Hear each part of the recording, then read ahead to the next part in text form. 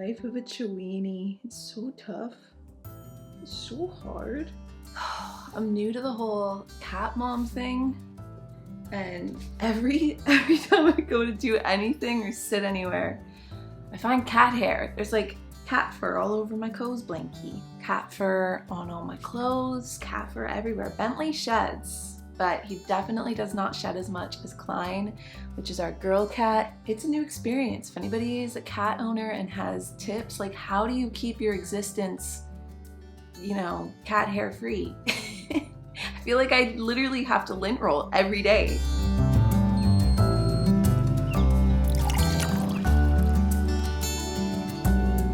Hello everyone, and welcome back to another Coffee Talk podcast episode. Today it is a nice hot summer day outside, and I am drinking lemonade today. So if you would imagine in our metaphorical virtual cafe that we're sitting down to have today's conversation, I ordered a lemonade. Let me know what you ordered down below, i.e. what are you drinking, what are you snacking on, what are you doing today as we chat? I would love to hear. Come on over to YouTube, leave a comment, let me know. Unless you're listening to this and you're driving or walking, then keep doing what you're doing and do so safely. Today I want to talk about how or why, or just in general the topic, the discussion of healing your inner child.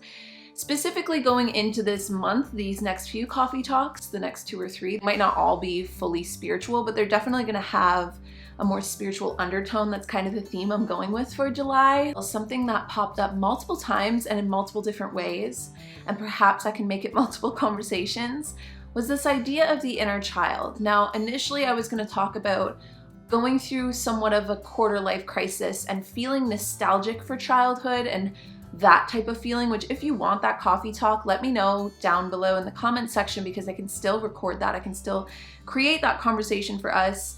But it ended up leading into this whole healing of the inner child, which I think especially when it comes to maybe not so much the quarter life crisis, but definitely that childhood nostalgia and that yearning to go back to childhood, or that yearning to go back to the feeling of what it's like to be a kid and just not have as much responsibilities, not have as much worries, not be so awake to the more horrible things that can happen on the planet or horrible things that are happening in the world. And just that feeling of freedom and almost naivety. I don't know if that's the right word I want to use here, but it's the only one that's coming to my brain. To begin, I think we should start with what even is the inner child. Now, this definitely won't be a new concept to a lot of you, but in case it is, then let me explain from at least what I've come to know or understand as the inner child. Your inner child is the part of your soul, at least I like to believe so, that is, you know, forever young. It's the part of your soul that will forever be a kid. It's the parts of you that were not just formulated through your childhood and can definitely be or leave scars or perhaps happy memories, you know, golden marks, let's say. But I think it's really just the part of you that will always be inside of you. It's the part of you that it will forever be a kid, forever be a child. Who you were before you became who you are now. You can go back in time and help parent your inner child. You can go back in time and befriend your inner child. You can go back in time and visit or just have happy memories, or, you know, go through that nostalgia of the inner child. Why would you want to heal it? You're like, okay, cool, I've got an inner child. Who says it needs to be healed? And it might not need to. I think that there can be a lot of emphasis or a lot of chat or discussion around healing your inner child. And I think that that's actually very telling, because especially in the last few years, I've noticed that even as I've come to understand what the inner child is and do my own healing process through therapy on my inner child, I've noticed it in a lot more content. Now that could just be my algorithms, but this concept is becoming more and more popular, and more people are identifying with having scars in childhood that they would like to go back and would benefit from going back to healing.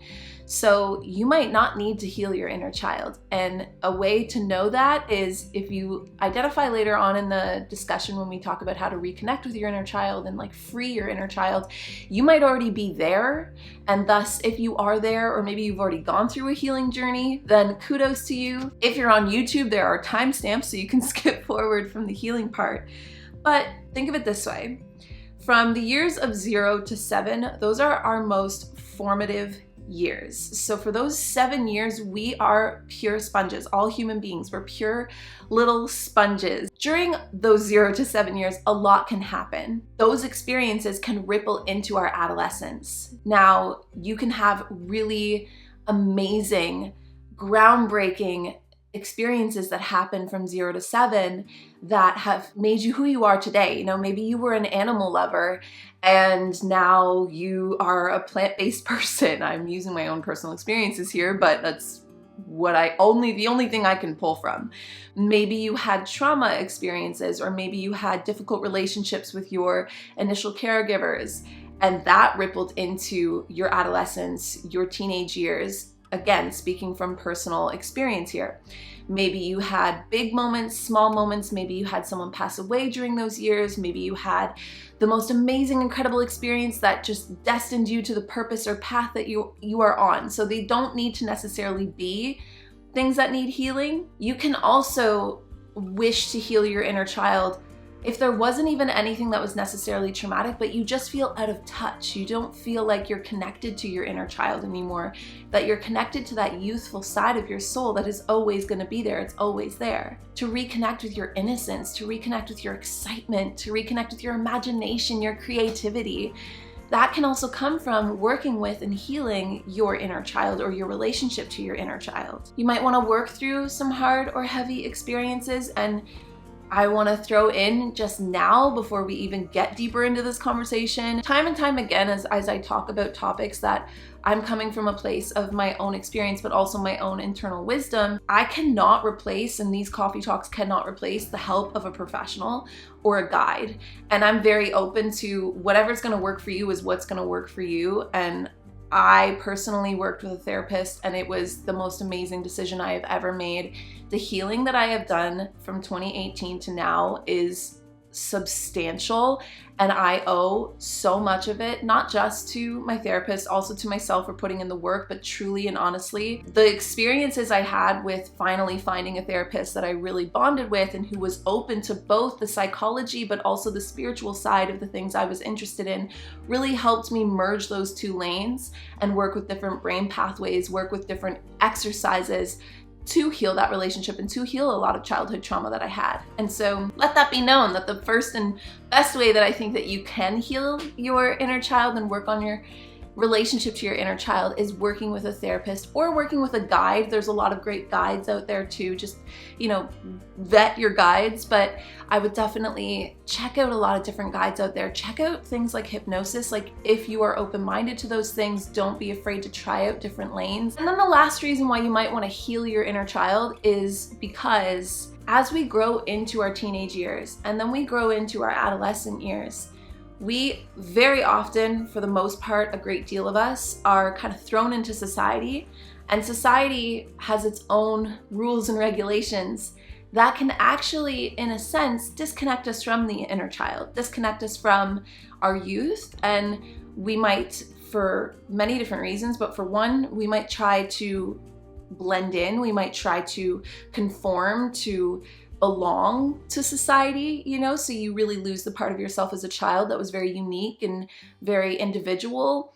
We maybe stop being so imaginative and we try to get super logical. We try to have game plans. We stop having this sense of free spirit, freedom to just kind of take the day on, which makes sense. To a degree, we need that. To a degree, we need it in the sense of the society and the culture that we do live in, which is a capitalist society, a capitalist culture. We need to pay our bills, so we have to do other things in order to get those things done. But it can go above and beyond to the point that even when we do have pockets of free time, or we don't plan our own pockets of free time, we really do lose a sense of touch with that inner child. So it might not even be a heavy past experience. You might just literally feel disconnected from that part of you. I'll tell you, my personal experience with wanting to heal my inner child came from, I had so many questions, and I'm very inquisitive about not only the world outside and why things are the way they are, why we do the things we do, why society is a certain way, or whatever it is, but I also have those very intrinsic feelings and questions as well. I decided to heal my inner child because I knew that there was trauma from my childhood specifically trauma that led all the way back to my infant years that I can't even fully remember. I can only sense and feel into them, but I don't have the actual cognitive memory of it. Experiences that I had from a disconnected parent that really formulated how I was behaving in my teens, in my 20s, and I was starting to feel the repercussions of those things. And I really wanted to, furthermore, also heal a lot of trauma that came from understanding in more later years actual memories, things that I do recall happening that again happened to me in those 0 to 7 years and sometimes even later years that I wanted to be able to heal and reframe so I could stop behaving or reacting or, what's a good word for it? Self-protecting in a way that was actually harming me in my adolescent years. And I knew I wanted to work on those things and I wanted to understand those things as well. I wanted to forgive myself and heal those things because I knew that I could go years and years and years feeling resentful and feeling angry and feeling disconnected, but the only person that was actually going to harm in the long run was myself. And so that's why I took the journey. That leads me into how do you actually work with and heal the inner child? Now, again, I want to just put it out there. Just like in anything, truly, I believe that you are your best guide throughout everything in life. So you can actually very likely sit down with a journal, ask yourself that very same question, and come up with things that intuitively will call to you. And I highly suggest you do it. But when I sat with this question of how to heal the inner child, the first thing that came up was working with a therapist or guide, especially if you're working with childhood trauma. And that is important because there are actual traumatic experiences that are very hard to go back and revisit. And doing so with a professional, especially a therapist, when it's things that are very, very traumatic, will not only help guide you and keep you safe, but will also be able to equip you with the right tools to feel like you are capable of going back and working and healing those very, very difficult things. Now, number 2 is work through your childhood wounds. It's hard because I feel like the word trauma, it's not that it's lost its meaning. I'm just trying to be very careful with the difference between like wounds and trauma. And not because I think that we need to police words or anything, but there are traumatic experiences that are very, very different than the wound of feeling neglected, or actually that can be trauma. The wound of feeling, let's say, neglected by your peers, or like the wound of feeling left out, the wound of being bullied, but not bullied to a traumatic extent, but just lightly bullied. There are wounds that you can have that aren't full-on traumatic experiences. They're more wounds, and so this is a little different. These are memories that are really hard or experiences that are really hard, but that have sat with you. Things that come to mind are, I'll again just use personal experiences. Someone saying that I had hairy legs in grade 2, so I literally started shaving my legs in grade 2. Like that, to me, as silly as that sounds, in hindsight, and again, as someone that likes to try and understand society, I'm like, why am I a conditioned woman who shaves her legs and feels good when she shaves her legs? Like, my legs are shaved right now. I love having smooth, buttery legs. But I do also love understanding and questioning why I have to shave my legs and my boyfriend doesn't. It's not that big of a deal, but it's something that I'm just like curious about, And when I go back to thinking, okay, well, when did I start shaving my legs? It was literally in grade 2 when the guy that sat in front of me in class turned around and told me that I was a woolly mammoth because my legs were super hairy. And so I started shaving my legs. I can remember being bullied for having boobs at a very early age. I started to hit puberty quite early.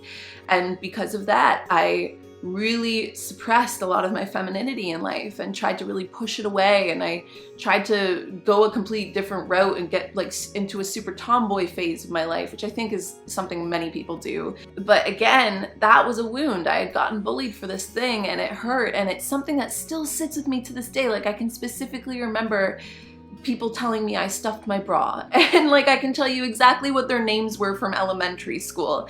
Those things sat with my psyche for a reason. Those things sat with my soul for a reason. And this is where it might be difficult to pull out those things, maybe not, but journaling can really help. I find that writing down, like, okay, what hard experience from childhood, what hard memories from childhood do I remember? Another one that's not that big of a deal, but it's just something that sits with me, is that I had an older sister by 5 years and older cousins by 3+ years. And for a while, until my brother was born, I was the youngest. I just remember feeling left out all the time. And so that, as silly as it was, nobody really meant any ill will. We were all kids, but that hurt when I was little. I felt very isolated. I felt very left out, so I went off and did my own thing. That was a wound for me as a kid. It wasn't trauma, but it was a wound. And the ways that you can connect with this, like I said, is by journaling them. You can also talk about it, and you don't have to talk about specifically like wounds. You can talk about, obviously, with a therapist or a guide, but you can also talk about wounds with friends. I have friends that, in sharing my own childhood wounds, finding out that they were going through the same thing at the exact same time, and like how normal it is, that can be a very healing experience to understand, wow, we all got told that like we were ugly, or we all got told that our legs were too hairy, or we all got told that we were fat, or we all got told this, or this. And that can be healing because it makes it feel less isolating. You can also meditate on these things if you really wanted to. There are some guided meditations out there. I have done one with the Koze-y Studio where you go back and you visit your inner child and you talk about these experiences. I've also done hypnosis, like I mentioned earlier, and in that actual hypnosis, I went back to my kindergarten class and I spoke to my kindergartner self about some of the wounds that she was dealing with at that time, at that age, the feelings that she was having at that time, at that age. And it was very, very healing for me, but it was also very eye-opening to me because I had seen things and understood things and remembered things in that state of hypnosis hadn't really fully thought of in a long time, or wasn't really looking at it through that lens. So there's lots of options, and you can explore them all, and there's probably more than what I even just said. The third way that you can heal the inner child is forgiveness. And it's not a one-way street. At least I don't think so, because for me, I felt like I not only had to forgive my inner child for the ways that she learned to cope when I went through my childhood trauma. I had to find empathy for her. I had to feel compassion for her. I had to literally go in one of my, it wasn't like a regression. This was actually something I did in therapy that I'm happy to share. But I went to my childhood bedroom, sat down on the bed with her while she was feeling super alone and isolated and dealing with a wicked range of emotions, going through puberty. And I just cried with her. I just cried with her and let her know that she wasn't alone as she cried, because in my actual reality, in the actual memory that happened, I was alone as I cried. So I went and sat with her as she cried. To forgive her, I had to feel compassionate towards her. I had to have empathy for her. I had to try and understand her, understand how her mind was working out ways to try and protect her from all of these things she was feeling. But then I say it's a two-way street because I also think that forgiveness comes the other way too, of your inner child will or can forgive you for losing that connection, for losing that relationship, for losing that touch, for no longer having that creativity, that spontaneity. Spontaneity, that's the word today. That's one we're gonna get stumbled on. For being spontaneous, for losing that ability to just like go with the wind or go with the flow or have fun or play. Like, when was the last time you played? Your inner child can also forgive you as an adult or a teenager or whatever age you are now for losing that sense. It's a two-way street. You forgive each other. You can do this quite literally by writing a letter of forgiveness to the inner child, to the things you may have learned along the way that were picked up along the way that weren't actually yours, that you don't actually agree with, that you have empathy for your inner child for having to cope that way, coping mechanisms, and then also write a letter to yourself from your little child state, forgiving yourself. If you don't want to do all of that, you can also just do it in a meditation. You don't even have to be meditating. You could be walking and just having that conversation with yourself in your mind. Don't feel crazy. It's very, very powerful and it's very, very healing. Now, fourth would be to reconnect with your younger self. This is the part that, you know, you really get to have fun again, and you get to explore what it's like to feel like a kid again. Things that make you lose sense of time, play, any kind of play. And play can be anything. Play can be painting. Play could be hobbies. Play could quite literally be playing with a pet, playing with a kid, playing with a partner, playing with a friend. Like, just being goofy, being weird, laughing until your stomach hurts. Board games would be a great way that you can play. You can also try out different hobbies. You can try out different interests that you had as a kid, whether you were really into books, whether you were really into animals, whether you were really into nature, or, you know, crafts or fashion, like whatever you loved as a kid, whatever you were just like over the moon to spend time doing as a kid, try doing those things now. You can also reconnect with your inner child through things like music. What kind of music do you remember from being a kid, from being a child, hearing on the radio in your family kitchen, or when your grandparents took you to school? Go back and revisit those songs. You can heal your inner child by actually spending time with people who knew you as a child, be it family, siblings, friends, grandparents, aunts, uncles, asking them questions, asking them to tell you stories about yourself as a little kid. You can also go back yourself and watch home videos if you have them, or revisit photos of yourself as a little kid if you have them. You can even go as far as visiting places that you've been as a kid. Go and visit your childhood house if you can, or places you went to that have really happy core memories. You can also, as a healing experience, go back to places that have harder memories, but again, like, do so in your own level of comfort or range of comfort. Don't throw yourself into the deep ocean, you know? You can swim your way out deeper and deeper to things that were really, really hard that you might have experienced as a kid. And again, you can do so with other people or with the help of a professional or a close family member, a sibling, a friend, someone that also can understand your position or maybe went through it with you. So just reconnecting to the actual external things of your childhood. And then finally, the things that at least I have on my list of ways you can heal and work with or reconnect with your inner child are to set your youthful spirit free. And this is kind of the same as the last step in the sense of you will set your youthful spirit free by having fun, or, you know, by going back to things you used to love as a kid, or going back to places or people or photos or videos or laughter or whatever it is. But specifically in a more being your youthful self in your own truest essence and form today would mean to be goofy, to play, to have fun, to dance like nobody's watching, to section off time, to be creative, to be spontaneous, to go with the flow, to watch things that make you laugh, spend time with people that make you laugh, make new core memories that make you feel young again. I am a strong believer, a very strong believer, that age is only relative to the physical time we've been on Earth and has nothing to do with your soul or your spirit. You can be as young as you feel, and you can make yourself feel really young by doing the things that set your youthful spirit free, and there's so many different ways you can do that. Personally, I find dancing, especially if I don't have access to going out and doing things, like if I'm just by myself and I'm like, I really need this energy right now, I will put on music and dance so weird, and it's so freeing and so fun and makes me feel like fun and just young again. I mean, another one is spending time with friends that you genuinely just know that you guys will laugh your butts off. Those are like great friends to keep around because it unlocks that youthful side of yourself.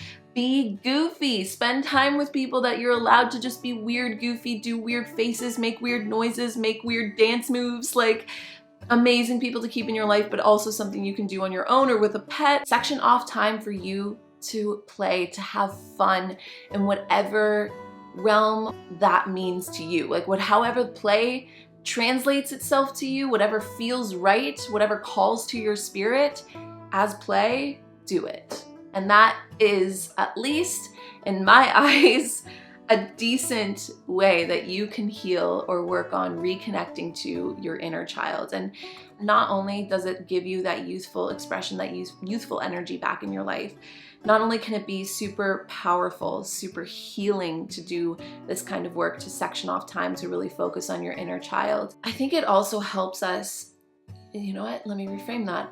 It's helped me better understand why, better understand those deep, inquisitive questions that I have about both the outside world and my own inside world. Why am I here?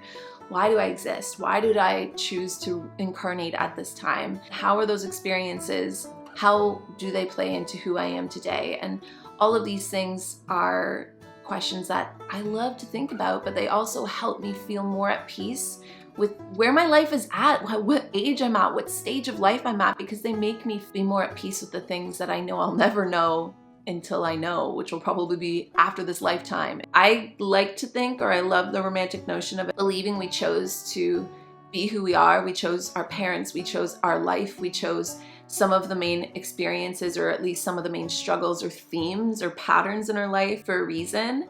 And doing this work has not only helped free myself from a lot of the things that I think would have become like actual issues, especially later in adulthood.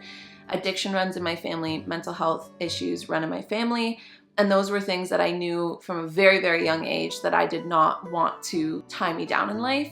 And I think that's also why I chose to work with this stuff so early on in my adolescence, so early on in my life, because I could see the beginning foundations of those things starting to form, and it freed me. It freed me fully from that, and it made me, in this new era of life that I'm about to walk into now, it made me really excited to be a parent.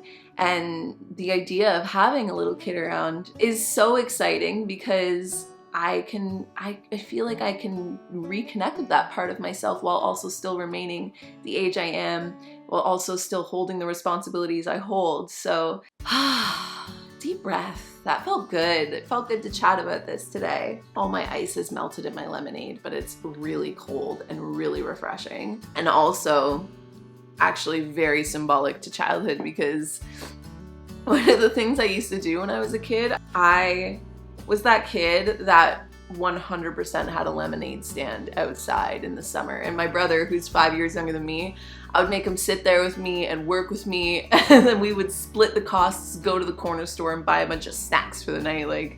So I didn't even mean to, I was actually just craving lemonade today, but this was actually the perfect beverage choice for today's chat. So let me know your thoughts, your ideas, anything that came to mind, any stories you may have on this topic in the comment section over here on YouTube.